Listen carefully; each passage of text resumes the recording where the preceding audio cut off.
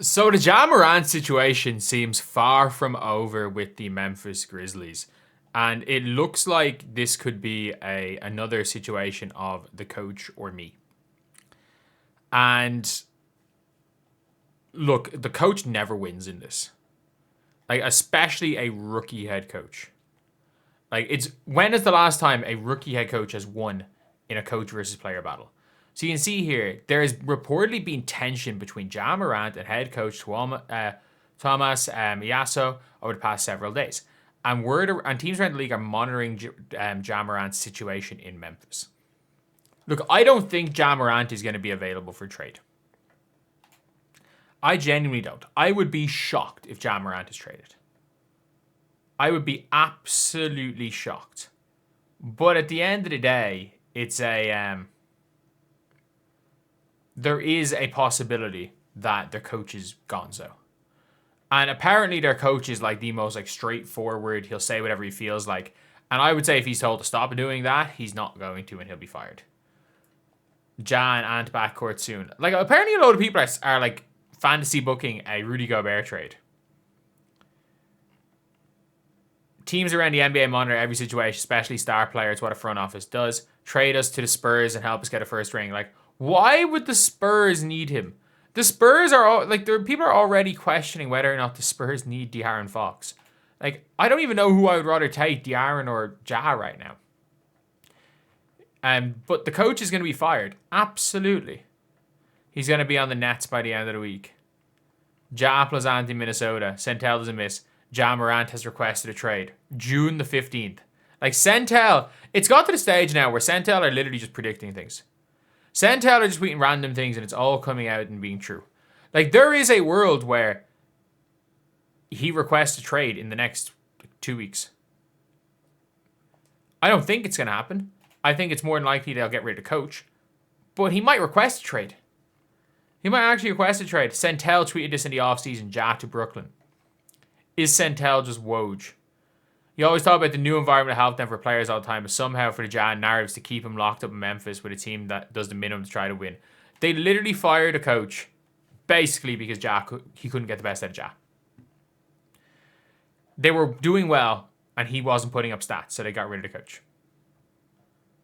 Like, you've now got a situation where Bleacher Report are saying the Grizzlies receive Malik Monk, Keon Ellis, Dennis Schroeder, 2026 unprotected pick. The Kings receive Gigi Jackson.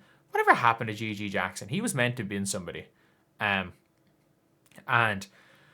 2 second-round picks. Like, I'm sorry. 2 first-rounders. One from the Spurs who are going to be good. Malik Monk, Keon Ellis, and Schroeder. For Ja. That's awful. That is absolutely awful. And you have to give up Gigi Jackson. Oh my god. If any team, if they made that trade, like, just, they need to, whoever the GM is needs to just put on a t-shirt saying I am with stupid, pointing to themselves. This is in Lakers Nation. He was there for the Jam. He said that Ja couldn't shoot, so the coaching staff wanted him benched and fans cheering for Ja to play. Like, it's genuinely one of those things with Ja where I'm like, at some stage it is a Ja problem. But I don't see how you trade Ja. I just don't. Like, it's like saying, it's like completely realizing that, let's just say, I'm just trying to think of a team that's just failed 2 or 3 times in a row. But it's like, you don't just go trade the star player. When you are a small market, you can do that if you're a big market. You can do that if you have another star. Like, Triple J is not the player he once was. He has regressed as a player.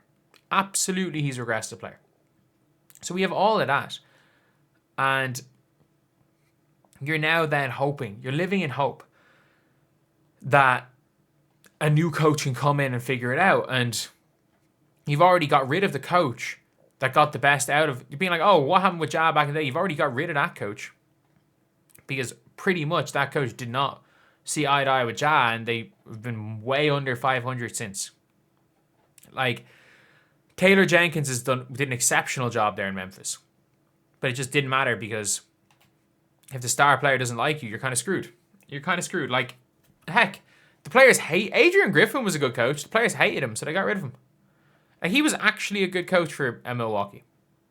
And they went sub 500 the rest of the year with Doc, who I'm pretty sure is still their coach, isn't he? But, yeah, it is a tough one to look at if you're a Ja fan, if you're a Memphis fan, because you're looking at Ja Morant as somebody who, you know, probably could have been somebody that would have, well, could have been somebody to lead your franchise to deep playoff runs, and you've won a playoff series? 2 playoff series? Did they win? No, they lost in 2023 to the Lakers in the first round, I think. Was the Lakers the first round in 2023? It was, because the Warriors beat the Kings in 7 that year, and the Lakers beat the Warriors. So you won a playoff series. And it was against, am I right in saying it was against the Pelicans? With Ja? And that's all they've done. And it's looking like that's all they're going to do in the Ja Morant era. Because it doesn't look like they're going to make the playoffs anytime soon. To think that you have Ja Morant, you had a Depoy, you had everything, and all that's going to show for it is one playoff series win. So yeah, it's kind of a disappointing way it seems like to end an era, which I'm not gonna lie was very disappointing. Like, we have to admit the Ja era had so much promise. Wasn't quite as bad as the Pelicans Zion era, which looks to have been dying, which looks to be dead.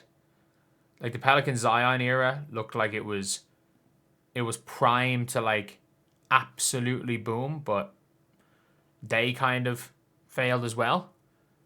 But at the end of the day, I think we can safely say here that Ja is gone at some stage. Whether it's this year, whether it's next year, you can't just keep firing coaches. You absolutely just can't keep firing coaches. That is the that is just one of those things where I think, yeah, I just don't know. I just don't know what the Memphis Grizzlies can do, because you can't really trade. If you trade Ja, you're gonna suck. If you keep Ja, you're gonna suck. If you trade if you go and trade Triple J, you're probably gonna suck. Like, there's actually I don't know what they do.